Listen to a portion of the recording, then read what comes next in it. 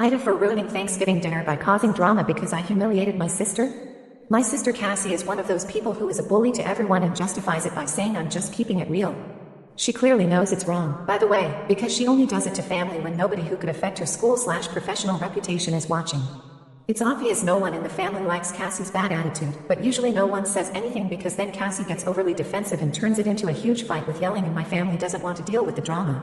My family actually celebrated Thanksgiving last week at my grandparents' house since we're all going to be in different places on the actual day. During dinner, Cassie looked over my cousin Molly's shoulder and saw she was reading a webcomic. Then Cassie started talking about how the webcomic is overrated, calling Molly basic and making fun of her for reading it. I was especially irritated because I really like hanging out with Molly, but she and her parents are rarely willing to visit in person because Cassie's always causing issues like this. I told Cassie that Molly's allowed to like what she likes and there's no reason to be rude when Molly wasn't bothering anyone. Cassie made an excuse like, well, I'm just being honest, and I told her that she doesn't have the excuse of just being honest because nobody asked for her opinion in the first place. Cassie got angry and started going off about how you may be too dumb to know but she has free speech and doesn't need permission to speak, which was literally not the point at all. My mom asked me and Cassie to just drop it, but Cassie kept trying to get the last word in. I got fed up and snapped at Cassie. I told her she bullies everyone and no one says anything because they don't want to put up with the drama, but I'm sick and tired of her being a jerk to everyone, which was all something I've wanted to tell Cassie for a long time. Cue the yelling and waterworks from Cassie. She went on about how no one ever lets me talk. No one listens to her opinion, blah blah blah. She tried using guilt to get people on her side and the whole night was tense after. When we got home later, my mom told me that I humiliated Cassie and that I am in the wrong. She said she knows Cassie is frustrating, but I know that's just how my sister is and I'm supposed to ignore her. And I gave everyone a headache by provoking her and causing the drama of her crying and yelling at Thanksgiving. It's been a week and Cassie is still in a bad mood. I thought what I did was justified, but it seems like Molly is the only person in my family who thinks I did the right thing. I realize it wasn't the most civil route, but I still feel Cassie brought it on by being a bully in the first place. I think I hate my partner, my BF, and I have been together for nearly 5 years and have lived together for 2 years. We are supposed to get married, buy a house, start a family, etc., but I think I hate him. 2 years ago, just 3 months after moving in together, he cheated on me when I was already at my lowest point. We tried to reconcile, but nothing has been the same since. Truthfully, I only stayed at the time because of all the other stuff I had going on outside the relationship. My estranged sister got cancer. I told my parents that a family member sexually abused me my entire childhood, but they sided with him, etc. I also moved to his hometown when we moved in together, so I don't have any support systems here, but at the same time I want to be as far away from my family as possible, another reason I stayed. We are currently in couples therapy, but I'm also not so secretly dating another man. It's nothing serious, I just need an excuse to get away from my BF sometimes because I can't stand him. I think he knows, but he hasn't said anything. He might also be dating another woman, but I don't know and I don't care. We make good money together, but we live in a very high-cost area, so alone we both would have a significantly lower quality of life. We both lived alone for a few months after the cheating, and it was terrible for both of us. At this point, I feel like we're both only in the relationship for the financial security, and because he's afraid to be alone and I'm afraid to deal with my family alone. I know the relationship isn't going to last and it's extremely toxic, but I feel like I need to be in a better place, financially, emotionally, etc., before I can finally leave him. I just felt like I needed to tell somebody. Whipped if I didn't let mine know in the delivery room. For some context, I'm a 23F and have been in my relationship with my boyfriend E23M for about 6 years on and off, and we have one child together that is 4 years old, and we are expecting our second in April, and my Mill wants to be in the delivery room. She was present along with my stepmother, boyfriend, and step-grandmother, and it was kind of hectic, and it felt like the special moment of having my child was distributed because everyone was trying to get pictures and videos of 4 coming out and me holding him and all that. This time I want it to be just my boyfriend and myself, so we don't have to share this experience together with other people, and it can be our thing. Plus I didn't enjoy having a bunch of people watch what was happening down there. Problem is Mill expects to be in the room when I give birth again, and I told her initially that it was fine, but I was kinda out in the spot cause I had just said I didn't want a bunch of people in the room this time and that I didn't want any visitors but my 4-year-old afterwards, and she sprung on me that she wanted to be in the room. Now I don't know if I can say, hey look, I know you want to be in the room, but I don't know if that's something I really want this time around cause she's been so good about us and everything going around, and I don't know if it would make the a-hole ETA. I've read all your comments and remarks.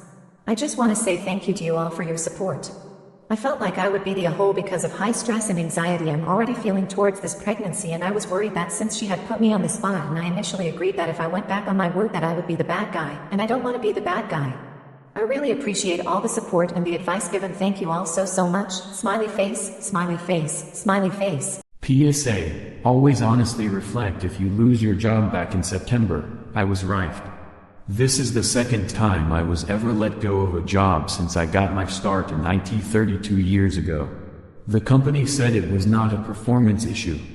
Just like after I was laid off back in 2006. I knew there were things I could improve upon though. After I was let go, I reflected back to my tenure at the company trying to find a reason why I was let go. There were mistakes I made for sure. Not updating Salesforce notes and missing out on an important RFP that I should have had if I answered the questions correctly. Those were the two biggest things. The point of me saying this is that people are fired or let go all the time. I know that many people here love to dogpile on shitty employers or horrible managers. Those people and employers do exist for sure. The thing is that people are let go sometimes for mistakes that the employee made. Sometimes because the employer is crap or the manager is bad, but most of the time there is fault on both ends. It's extremely rare that an employer is 100% at fault, just as it's rare that it's completely on the shoulders of the employee. The best thing we can do as IT professionals is to honestly look back, see the mistakes we have made, and fix them so they don't become a problem later. Remember that we cannot control other people. We do have direct control of ourselves. Always look for ways to improve. It's how we become better people.